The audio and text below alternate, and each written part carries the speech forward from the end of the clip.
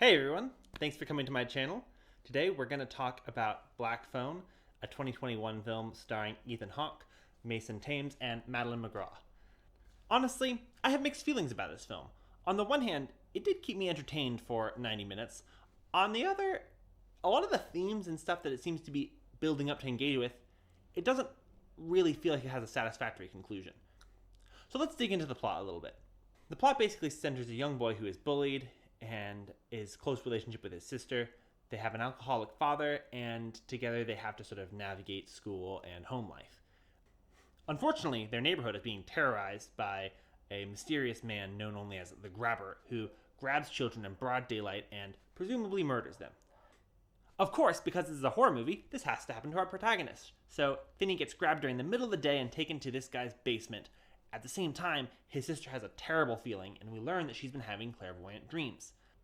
Now, in this basement, there's no furniture at all. There's a bed, a toilet, and a disconnected phone. Ethan Hawke tells the boy that it's no use trying to call because the phone is disconnected, and that he's not going to hurt him. But obviously, you don't take word from a strange man wearing a giant mask who's just kidnapped you. After Ethan Hawke's character goes upstairs, the boy receives a call on the landline, which turns out to be from some of the Grabber's previous victims, who give him support and advice about how to escape. The rest of the film is Finney receiving advice and trying different tactics to get out of the basement until eventually he succeeds and we have a happy ending. Wonderful. Let's get into some of the goods and the bads. On the good side, we have Ethan Hawke. He is very well cast. He sort of alternates between this light, childlike self and this monstrous idea of an adult man. This is sort of supposed to parallel the children's father, who is an alcoholic, and is supposed to sort of, I think what they're trying to go for is saying that how this alcoholic can be very sweet, but then also very cruel. It's not a super clear metaphor, but Ethan Hawke does a good job, and he is quite versatile in his scenes. One thing I would say here, though, is that it's really hampered by his mask. In the whole movie, he's always wearing a mask over at least the top half of his face, or he's wearing heavy face paint. So you can't really see that much of his face, and he has to use more like body actions and intonations, which he does well, but honestly, I'm not really sure it was worth it to have these elaborate masks. I think it might have been nicer just to see Ethan Hawke's face so that, he could do some acting.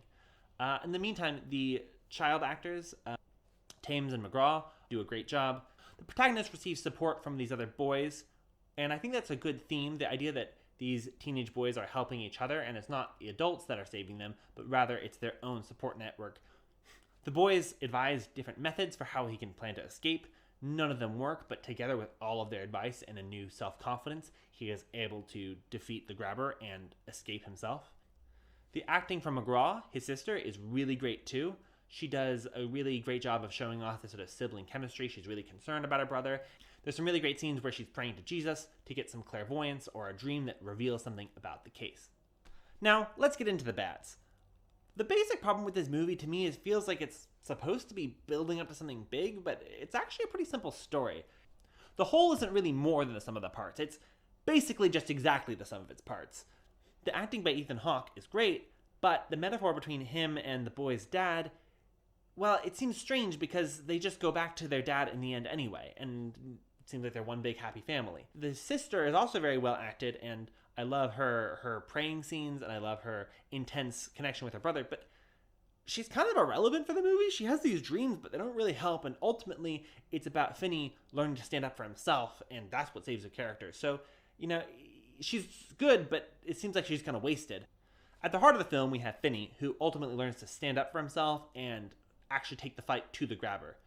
Standing up for yourself is a great lesson, but from some of the marketing and the initial parts of the movie, it kind of seems like they're going to make this story about something bigger, maybe some statement about how boys relate to their fathers or how they relate to each other. But it isn't really. It's just a personal story of a boy who goes from being bullied to learning to stand up for himself. So in conclusion, I would say that Black Phone is neither good nor bad. It's entertaining if you like horror movies, but definitely not on a must-watch list.